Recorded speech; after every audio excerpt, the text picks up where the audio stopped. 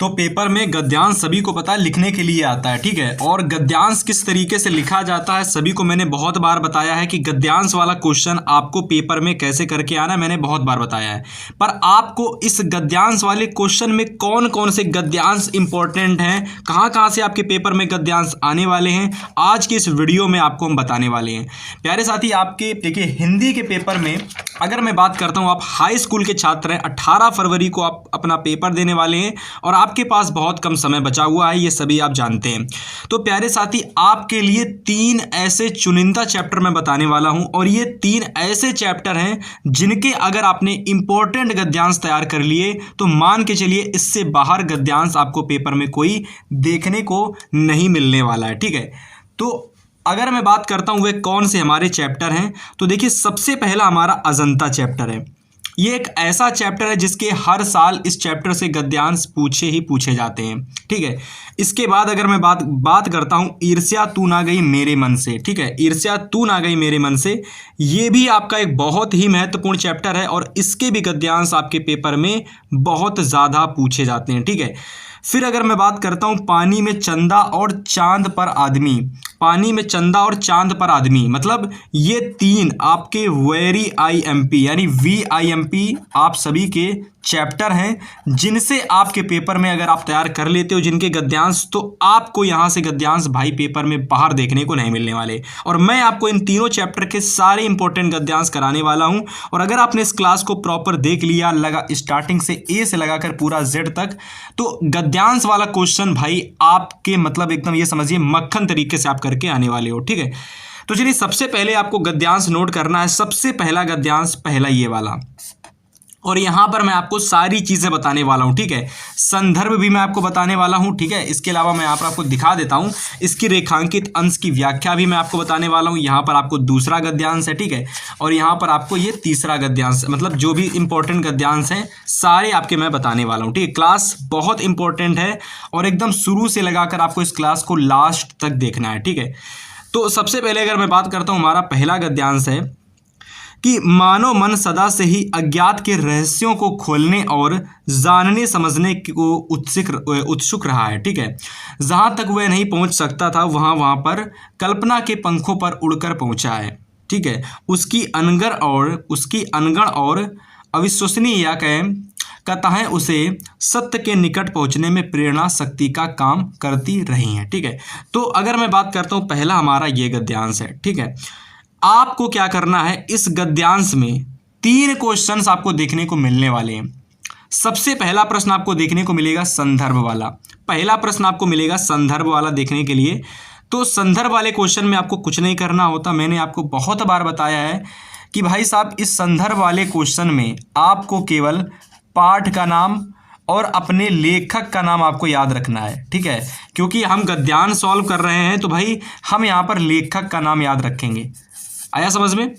तो यहाँ से मुझे केवल पाठ का नाम और लेखक का नाम याद रखना है, ठीक है। अगर मैं इस वाले गद्यांश की बात करता हूँ तो ये हमारा पानी में चांद और चंदा पर आदमी, पानी में चंदा और चांद पर आदमी चैप्टर से ये हमारा लिया गया। तो मैं कैसे लिखूंगा संदर्भ, मैं लिखूंगा संदर्भ कि प्रस्तुत गद्यांश हमारी पाठ्य पुस्तक हिंदी के गद्य खंड में संकलित पानी में चंदा और चांद पर आदमी नामक, यहाँ नामक कर लो, ठीक है, नामक पाठ से लिया गया है। इसके लेखक जय प्रकाश भारती हैं और इस तरीके से यहाँ से हमारे 2 नंबर पूरे आपको मिल जाएंगे।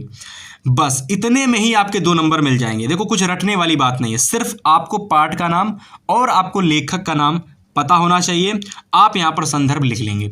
तो जल्दी से इसको नोट कर लीजिए। इसके बाद रेखांकित अंश की व्याख्या मैं आपको दिखाता हूँ और इसके बाद उसका आपको जल्दी से स्क्रीनशॉट करना है। तो यहाँ पर अगर मैं बात करता हूँ रेखांकित अंश की व्याख्या की, ठीक है, तो रेखांकित अंश की व्याख्या में देखिए ज़्यादा कुछ आपके लिए नहीं है, सिंपल सा एकदम एक रूल आपको फॉलो करना है। जितनी भी ये आपकी व्याख्या है मेरे प्यारे साथी, इसको आपको स्टोरी की तरह तैयार करना है, ठीक है। मतलब ये समझो कि मैं आपको स्टोरी पढ़ा रहा हूँ और आप उस स्टोरी को समझ रहे हो, तो समझना स्टार्ट करो। लेखक कहता है कि मनुष्य का मन प्राचीन काल, ठीक है, यहाँ पर प्राचीन काल कर लो, ठीक है, काट करके थोड़ी सी मिस्टेक हो जाए बीच में तो उन सभी मिस्टेक को मैं सही करवा दूंगा, उनको आप सही कर लें, ठीक है। तो लेखक कहता है कि मनुष्य का मन प्राचीन काल से ही नई नई बातों को जानने के लिए उत्सुक रहा है। वह सदा अनजाने रहस्यों को सुलझाकर उन्हें जानने और समझने में अपनी शक्ति का उपयोग करता रहा है। आया समझ में? जहाँ तक संभव हुआ मानव ने अपनी कल्पना द्वारा उसे जानने की चेष्टा की, और जहाँ पर वह नहीं पहुँच सका, यानी जो भी अज्ञात रहस्य हैं उनके विषय में अनेक कल्पनाओं का निर्माण किया। आया समझ में? तो इसको आप क्या कर सकते हो, इस रेखांकित अंश की व्याख्या को आप प्यारे साथी स्टोरी की तरह याद कर सकते हो। स्टोरी के फॉर्मेट में आपको ये याद भी हो जाएगी, है ना। अब जैसे ही आपके पेपर में ये वाला महत्वपूर्ण गद्यांश आए, है ना, ये वाला मानव मन सदा से ही अज्ञात रहस्यों को खोलने में और जानने में समझने में उत्सुक रहा है, जैसे ये वाला गद्यांश आपके पेपर में आता है, बस ये वाली आपको व्याख्या एकदम छाप देनी है। आया समझ में? इसके अलावा अगर मैं बात करता हूँ क्वेश्चंस आपको कौन कौन से देखने को मिलेंगे, देखो 3 क्वेश्चंस पेपर में आते हैं। सबसे पहले आपके पेपर में संदर्भ वाला प्रश्न आता है, ठीक है। दूसरा प्रश्न आपके व्याख्या वाला क्वेश्चन आता है, और तीसरा जो आता है वह एक प्रश्न होता है जो कि आपके गद्यांश पर आधारित होता है, ठीक है। तो संदर्भ मैं करा चुका, व्याख्या मैं करा चुका, प्रश्न जो आएगा ये प्रश्न आपका गद्यांश पर आधारित होगा। तो चलिए मैं आपको दिखाता हूं वह कौन सा प्रश्न है। देखो वह प्रश्न इस टाइप के होंगे, जैसे कि है मनुष्य को सत्य के निकट पहुंचने में कौन शक्ति काम करती रही है। तो आंसर में आप देखिए, इसका आंसर आपको इस वाले ही गद्यांश से ही आपको देखने को मिलेगा। इसका आंसर आपको इस गद्यांश से ही देखने को मिलेगा। हालांकि मैंने यहाँ पर आंसर लिखा हुआ है, पर आपको इसका आंसर, जैसे मान लो कोई नया क्वेश्चन आ गया तो फिर उसका आंसर आप क्या करोगे, पहले तो क्वेश्चन को पढ़ोगे, बाद में गद्यांश में जाओगे और उसका आंसर वहां से ढूंढोगे।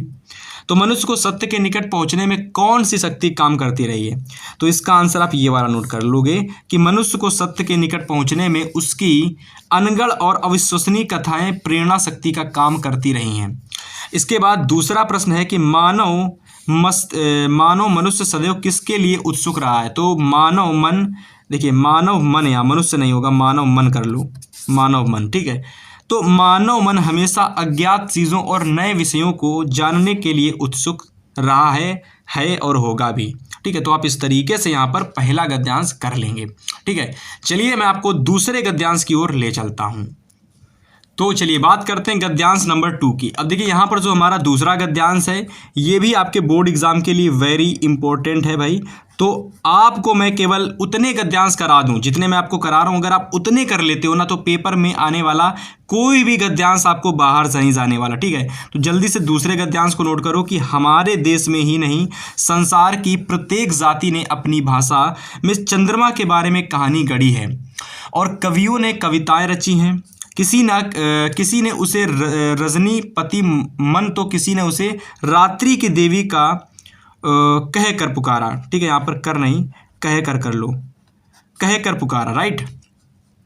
किसी विरहिणी ने उसे अपना दूध बनाया, तो किसी ने उसके पीलेपन से क्षुब्ध होकर उसे बूढ़ा और बीमार समझ लिया। तो देखो यहाँ पर मतलब अगर आप पढ़ोगे तो पूरा आपको समझ में आ जाएगा। बेसिकली यहाँ पर चंद्रमा के बारे में बात की जा रही है।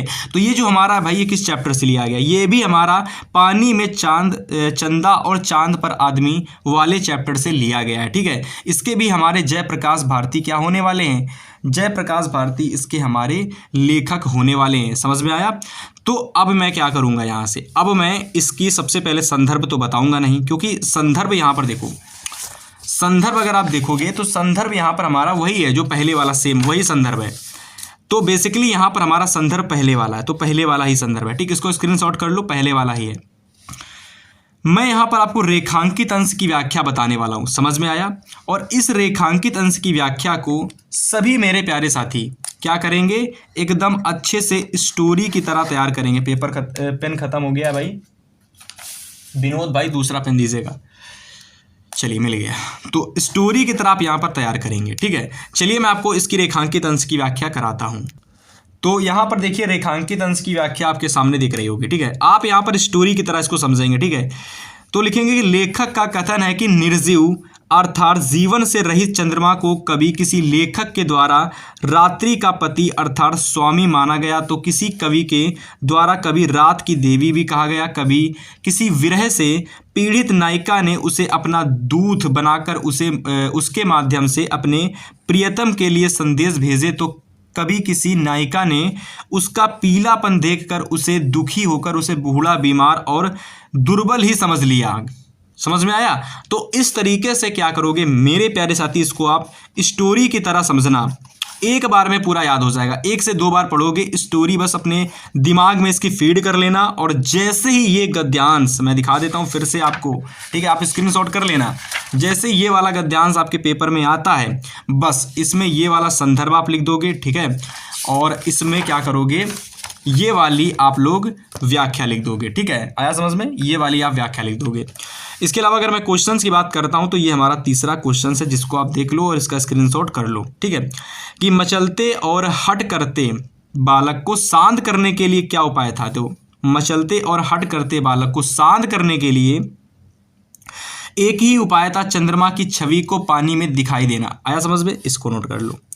इसके बाद अगर मैं तीसरे गद्यांश की बात करता हूं मेरे प्यारे साथी, तो आपको दिख रहा होगा।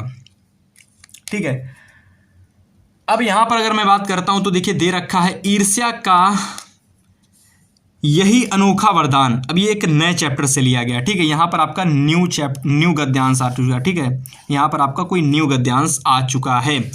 तो ईर्ष्या का यही अनोखा वरदान है कि जिस मनुष्य के हृदय में ईर्ष्या घर बना लेती है, वह उन चीज़ों से आनंद नहीं उठाता जो उसके पास मौजूद है, बल्कि उन वस्तुओं से दुख उठाता है जो दूसरों के पास है। वह अपनी तुलना दूसरों के साथ करता है और उस तुलना में अपने पक्ष के सभी अभाव उसके हृदय, आगे देखते हैं, हृदय पर डंस मारते रहते हैं। राइट, डंस के इस दय को भोगना कोई अच्छी बात नहीं है, मगर ईर्ष्यालु मनुष्य कर भी तो क्या सकता है। आदत से लाचार होकर उसे यह वेदना भोगनी पड़ती है। मेरे प्यारे साथी देख पा रहे होगे कि ईर्ष्या किसी को भी नहीं करनी चाहिए। आप कोई काम कर रहे हो, कोई चीज़ कर रहे हो, तो ईर्ष्या कभी ना करो। आप पढ़ाई कर रहे हो तो बिल्कुल अच्छे मन से पढ़ाई करो। ये मत सोचो कि उसके अच्छे नंबर ना आए, मेरे अच्छे नंबर आए, तो ऐसा कभी मत सोचो। आप हमेशा पॉजिटिव सोचो, अपने बारे में सोचो, डेफिनेटली आपके नंबर बहुत अच्छे आएंगे। और नंबर से याद आया मेरे प्यारे साथी कि अगर आप लोग बोर्ड एग्ज़ाम में बहुत अच्छे नंबर लाना चाहते हो तो मैंने आप सभी लोगों के लिए एक सरप्राइज़ बहुत समय से करके रखा था, और लगभग मैं बहुत बार हर वीडियो में बताता हूं भाई, बहुत सारे लोगों ने इस सरप्राइज़ को ले लिया है, और मुझे पूरी उम्मीद है कि जिन भी स्टूडेंट्स ने सरप्राइज़ को लिया है, जब वह अपना पेपर देने जाएंगे तो मुझे पूरी उम्मीद है भाई एक बेहतर पेपर वो करके आएंगे। अगर आपने सरप्राइज़ को अभी तक इसका फ़ायदा नहीं उठाया प्यारे साथी, तो इसका फ़ायदा आप ज़रूर से उठाइएगा। देखिए सरप्राइज़ में क्या है, इस सरप्राइज़ में मैं आपको बता दूं, आपके लिए मैंने एक ई बुक प्लान की थी कि मैं आप सभी को ई बुक बनाऊंगा और ई बुक आपको दूंगा बना करके, और इस ई बुक को मैं इतने मिनिमम अमाउंट में आपको दूंगा जिससे कि आप लोग इसको ले भी लोगे और आपको ऐसा लगेगा कि मैंने इसको लिया ही नहीं है। तो प्यारे साथी, मैंने ई बुक बनाई, हमारी पूरी टीम ने मिलकर अप्रैल से पूरा नवंबर 2025 में समय दिया और आपके लिए बनाकर ई बुक रेडी कर दी। और इस ई बुक में मैंने पता क्या क्या दिया आपको, 100 से ज़्यादा ऑब्जेक्टिव क्वेश्चंस आपको दिए, आपको मिलेंगे 10 से ज़्यादा, मतलब 10 से ज़्यादा मॉडल पेपर आपको इसमें मिलने वाले हैं। समझ में आया? इंपॉर्टेंट चीज़ें, मतलब जैसे गद्यांश हो गया, सारे इंपॉर्टेंट जैसे मैं जो करा रहा हूँ, ये सारे आपको स्क्रीनशॉट नहीं लेने पड़ेंगे, ये सारे आपको मिल जाएंगे इस ई बुक के अंदर। और इसी के साथ साथ गद्यांश ही नहीं बल्कि आपको पद्यांश भी मिलेंगे, संस्कृत के गद्यांश भी मिलेंगे, संस्कृत के पद्यांश भी मिलेंगे, और इतना ही नहीं, पत्र मिलेगा, निबंध इंपॉर्टेंट मिलेंगे, सारी चीज़ें आपको इस ई बुक के अंदर मिलेंगी। मेरे प्यारे साथी, ये कहाँ पर मिलेंगी, कैसे मिलेंगी, उसके बारे में आप बता देते हैं। देखो, सबसे पहले मात्र 15 रुपये में, ठीक है, मात्र 15 रुपये में आपको हिंदी का ई बुक मिल जाएगा। अब कैसे मिलेगा, जैसे ही आप लिंक को ओपन करोगे, जैसे आप लिंक में जाओगे, लिंक कहाँ मिलेगी, डिस्क्रिप्शन बॉक्स में। ठीक है, सारे सब्जेक्ट की ई बुक हमने बना रखी है।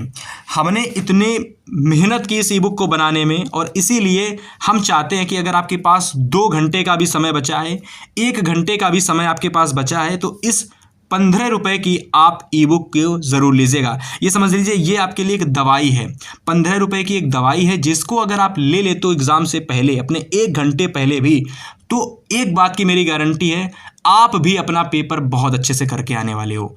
आप भी उन स्टूडेंट्स की तरह अच्छा पेपर करके आओगे जो इस ई बुक को पहले से ले चुके हैं, जो इस सरप्राइज को पहले से ले चुके हैं। देखो, आपको मैटर नहीं कर रहा कि आपके पास थोड़ा सा समय बचा हुआ है, नहीं।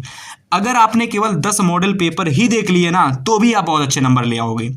तो इस 15 रुपये के बारे में आपको नहीं सोचना है, क्योंकि आप सभी को पता है लोग 500, 600, 700 का कोर्स बेचते हैं, और बहुत कम हो गया तो भाई 100, 200 का बेच देते हैं, लेकिन कोई 15 रुपये में नहीं देता भाई, कुछ होगा ही नहीं, इससे कोई फ़ायदा नहीं होता है।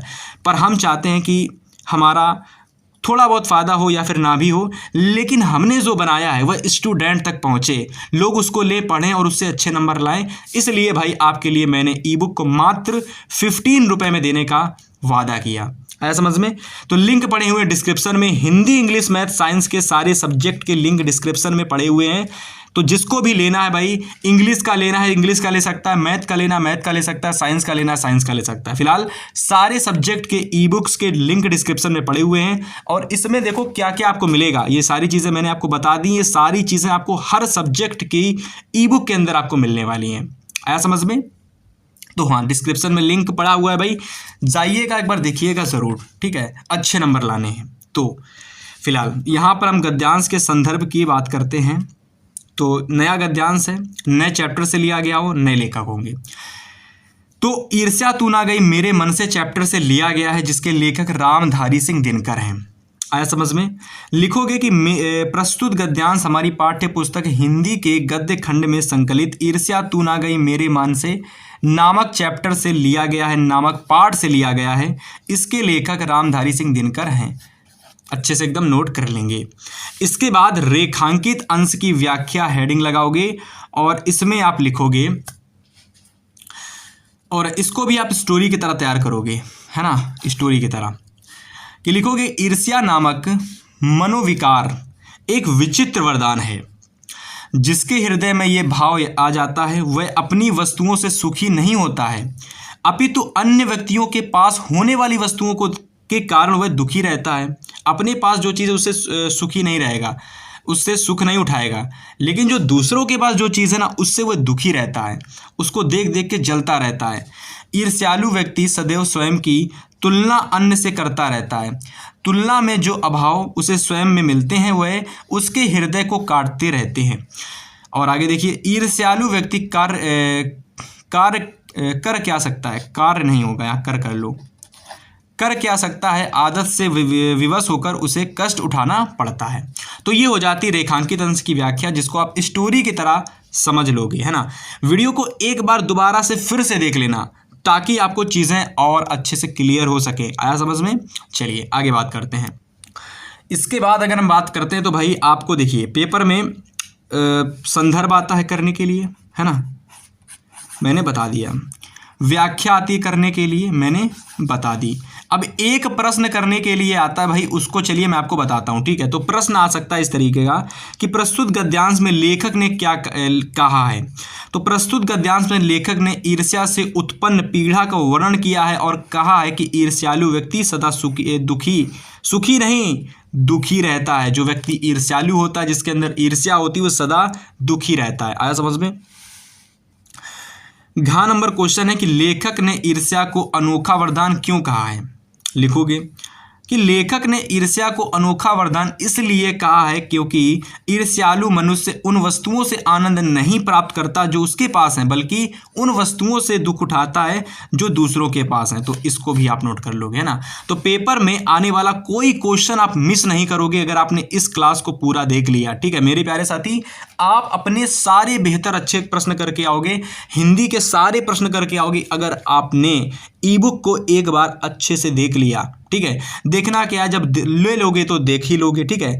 तो ये देखो यार, 15 रुपये के बारे में नहीं सोचना है। अगर मैं बताऊँ ना, आपकी जगह होता तो भाई बिल्कुल भी नहीं सोचता, मैं सारे सब्जेक्ट की ई बुक ले लेता। आप अपने हितेश भैया पर विश्वास रखिए, आपको हिंदी, इंग्लिश, मैथ, साइंस चारों सब्जेक्ट की, यानी 5 सब्जेक्ट की ले लेनी है, क्योंकि समय बहुत कम है। और अगर आप पहले से लेकर के रख लोगे तो डेफिनेटली आप सभी लोग बहुत अच्छे नंबर लाओगे।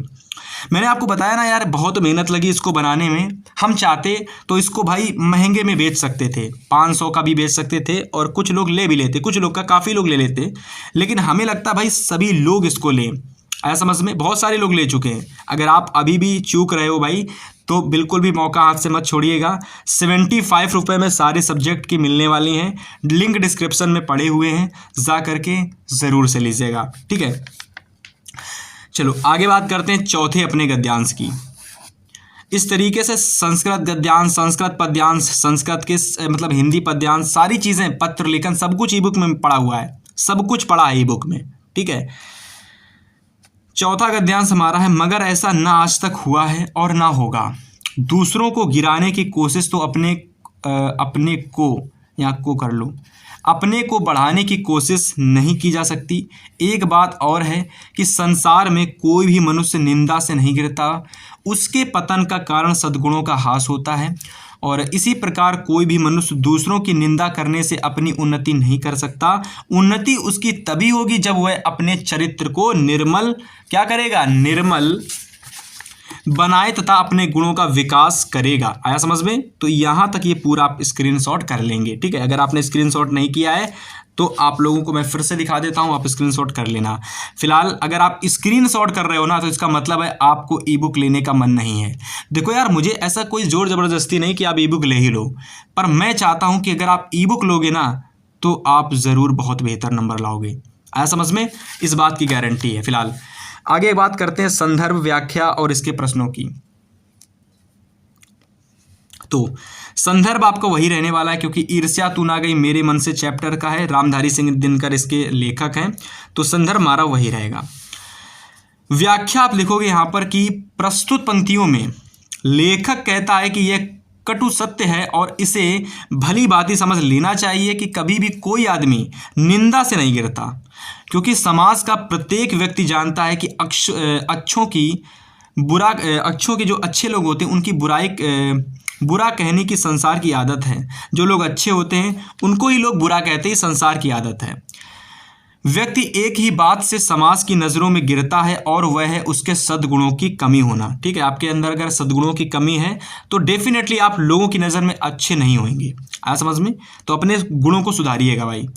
कहने का आशय यह है कि जब व्यक्ति अपने सद्गुणों को त्याग कर दुर्गुणों को गले लगाने लगते हैं तब उसका पतन स्टार्ट हो जाता है। आया समझ में? तो इसको भी आप अपनी एक स्टोरी की तरह याद रखना, ठीक है। चलिए आगे लेके चलते हैं दूसरे। फिलहाल इसके जो प्रश्न है उसको कराएंगे, फिर अगले गद्यांश की ओर चलेंगे, ठीक है।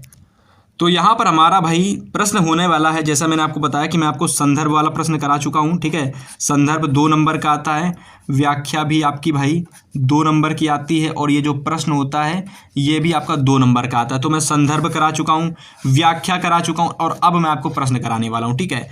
तो कौन सी बात है जो आज तक ना हुई है और ना होगी? तो कौन सी ऐसी बात है जो आज तक ना हुई और ना होगी? देखो, दूसरों को नीचा दिखाने का प्रयास द्वारा स्वयं को ऊंचा उठाने की प्रक्रिया ना आज तक सफल हुई है और ना कभी होगी। मतलब दूसरों को गिराने के चक्कर में आप सोचो मैं खुद उठ जाऊंगा, तो ऐसा कभी नहीं हुआ है, ना कभी होएगा, ठीक है। आप केवल खुद पर मतलब रखिए, खुद को देखिए, दूसरे क्या कर रहे हैं इससे मतलब ही नहीं रखिएगा, ठीक है। दूसरा IAS बन जाता है, UPSC क्रैक कर लेता है, 95% ले आता है, उस पर मत ध्यान दीजिए। आप मेहनत कर रहे हो, बस उतना उस पर ध्यान दो। आया समझ में? अपनी मेहनत पर ध्यान दो, अपने पर ध्यान दो। दूसरों पर ध्यान दोगे तो अच्छा नहीं होगा, इस बात को याद रखना, ठीक है। मनुष्य की उन्नति कैसे हो सकती है? मनुष्य की उन्नति के लिए आवश्यक है कि मनुष्य निंदा करना छोड़ दे और अपने चरित्र को स्वयं बनाए तथा अपने अंदर मानवीय गुणों का विकास करे। आया समझ में? तो चलिए इसको आप नोट कर लीजिए। तो ये हो जाते हैं यहाँ से आपके सारे प्रश्न समाप्त, ठीक है।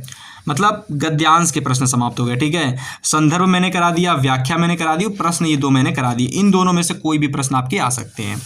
इसके बाद 5वां गद्यांश आप नोट करिए। यहां पर भी देखिए ईर्ष्या वाले चैप्टर से लिया गया। ईर्ष्या वाला चैप्टर आपके लिए बहुत इंपॉर्टेंट है, देखिएगा।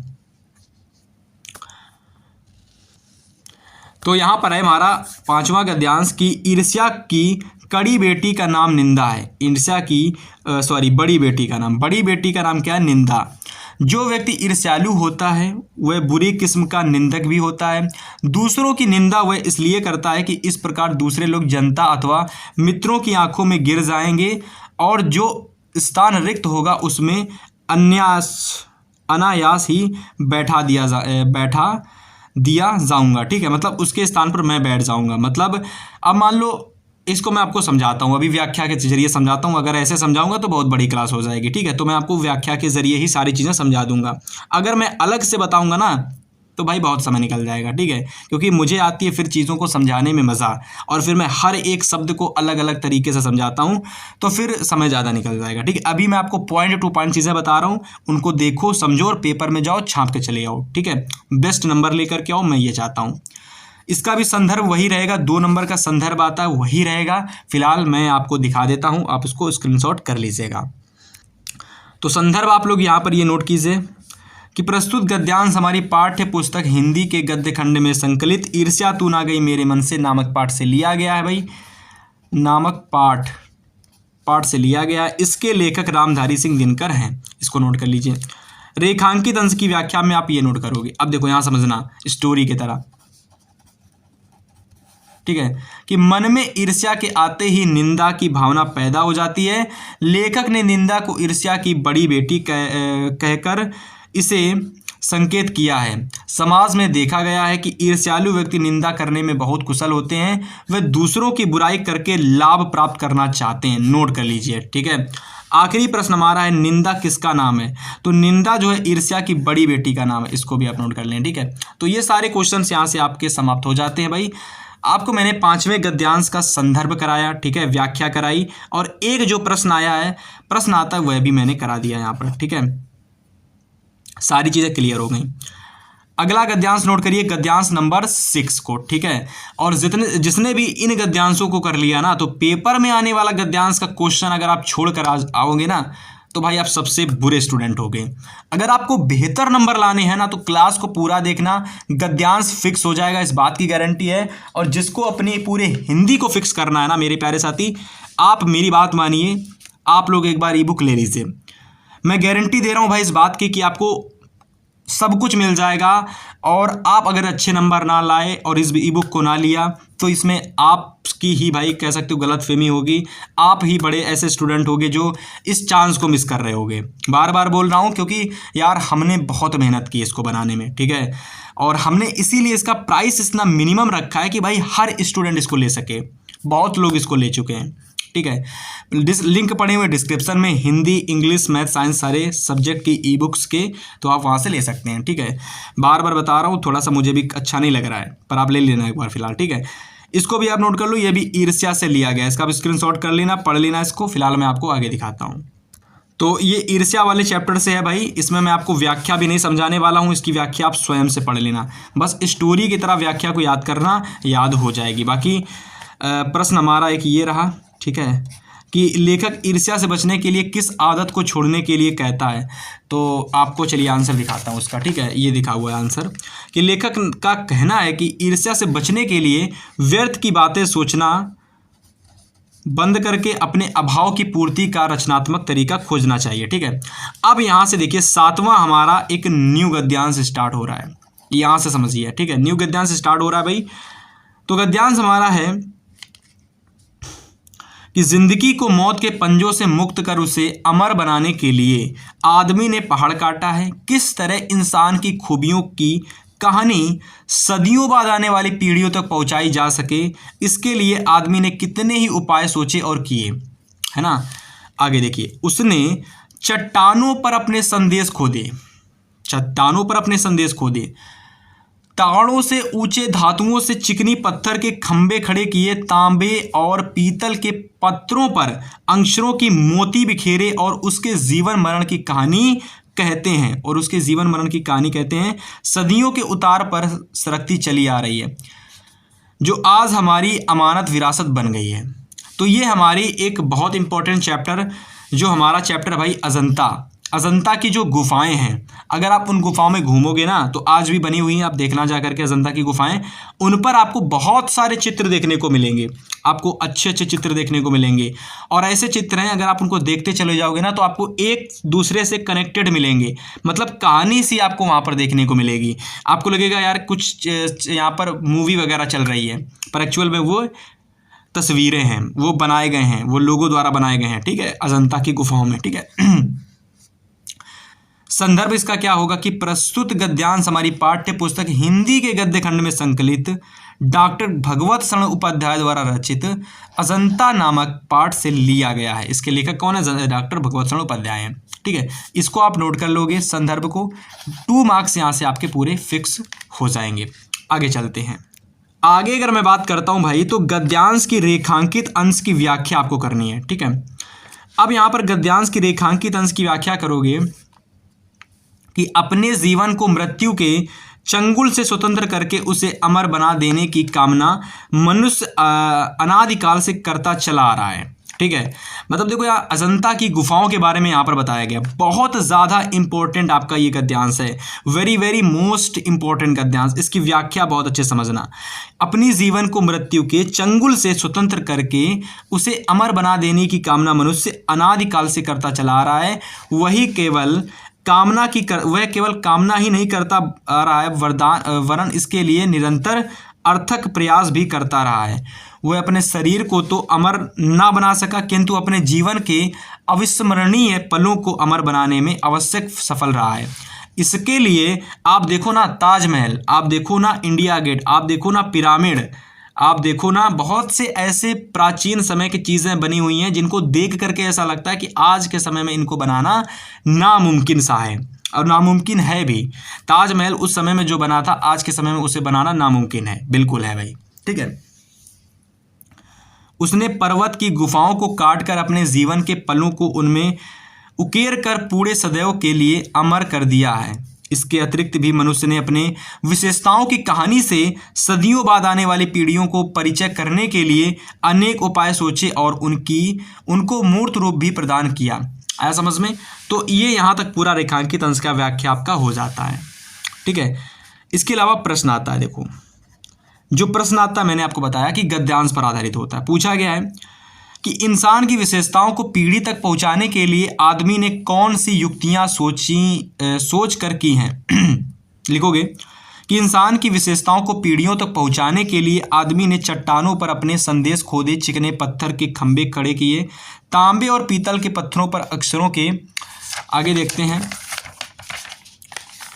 यहाँ पर देखिए, मोती बिखेरे जो सदियों से सिरकती चली आ रही हैं, जो हमारी अमानत विरासत बन गई हैं। तो ये हो जाते हैं यहाँ से आपके 7वां गद्यांश समाप्त। उम्मीद है कि आप लोगों को मैंने यहाँ पर जो व्याख्या कराई, आप इसकी व्याख्या को अच्छे से स्क्रीनशॉट किए होंगे, नहीं किए हो तो कर लीजिएगा, है ना। इसके अलावा क्वेश्चंस का भी स्क्रीनशॉट कर लीजिएगा, ठीक है। और यार स्क्रीनशॉट कर रहे हो इसका मतलब आप ई बुक नहीं लेने वाले, तो देखो यार ई बुक नहीं लोगे कोई बात नहीं, पर याद रखना ई बुक आपको स्टेबिलिटी देता है, मतलब आपको थोड़ा सा आपके अंदर का टेंशन समाप्त करती है। ई बुक लेने से आपके अंदर का डर समाप्त हो जाएगा, ऐसा लगेगा यार चलो कुछ तो ले लिया है, इसको पढ़ लूँगा तो कम से कम अच्छे नंबर तो आ जाएंगे। तो स्टेबिलिटी आपको ये ई बुक देती है। मतलब यार अगर आपने हिंदी इंग्लिश की ले ली ना तो 2 सब्जेक्ट आपके स्टेबल, लेकिन अगर आप 75 रुपये में सोचो, 75 रुपये में आपको मैं 4-5 सब्जेक्ट की ई बुक दे रहा हूँ, ऐसा समझ में। तो जिसको लेना है लिंक डिस्क्रिप्शन में पड़े हो, जिसको अच्छे नंबर लाने लिंक डिस्क्रिप्शन में पड़े हुए हैं, जाइएगा गूगल पे, फ़ोन पे, जिसका भी इस्तेमाल करते हो भाई उसका इस्तेमाल करके आप यहाँ पर ले सकते हो, ठीक है। फिलहाल 8वां गद्यांश आपका यहाँ पर दिख रहा है, ये भी हमारा अजंता से लिया गया है। इसको आप पढ़ लेना घर पर, इसका आप स्क्रीनशॉट कर लेना, ठीक है। बाकी संदर्भ आपका वही रहने वाला है, 2 नंबर वाला, ठीक है। इसके अलावा ये हमारा लास्ट गद्यांश भी है, ठीक है। तो इसकी भी आप व्याख्या स्वयं से पढ़ लेना यार, ठीक है। बाकी मैं पढ़ूंगा, थोड़ा सा क्लास लंबी हो जाएगी, आपको कुछ फ़ायदा होगा भी नहीं, ठीक है। बाकी यहाँ पर अंतिम प्रश्न है कि कलाकारों ने किसके जीवन का चित्रांकन किया है। तो कलाकारों ने बुद्ध के जीवन की घटनाओं का ऐसा चित्रांकन किया है कि आंखें अटक जाती हैं, हटाने का नाम नहीं लेती हैं।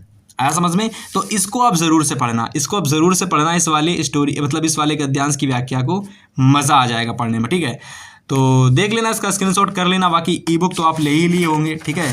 डिस्क्रिप्शन में जाना, ई बुक आप ज़रूर से ले लेना, तो वहाँ से स्क्रीनशॉट लेने की ज़रूरत नहीं पड़ेगी फ़िलहाल। तो इस तरीके से आपको देखिए 18 फरवरी को 25 फरवरी को आपका पेपर विज्ञान का लगा है, ठीक है। 23 फरवरी को आपका इंग्लिश का पेपर लगा है भाई। 18 फरवरी तो भाई कल वाले दिन आपका हिंदी का पेपर होने ही वाला है। बाकी तो आप सभी के लिए ई बुक जो है डिस्क्रिप्शन में पड़ी हुई हैं, सारे लिंक ई बुक के, वहाँ से जाइएगा, लीजिएगा और अच्छे से एकदम अपनी तैयारी को भाई साहब करते रहिएगा। बेस्ट ऑफ लक, पेपर अच्छे से करिएगा।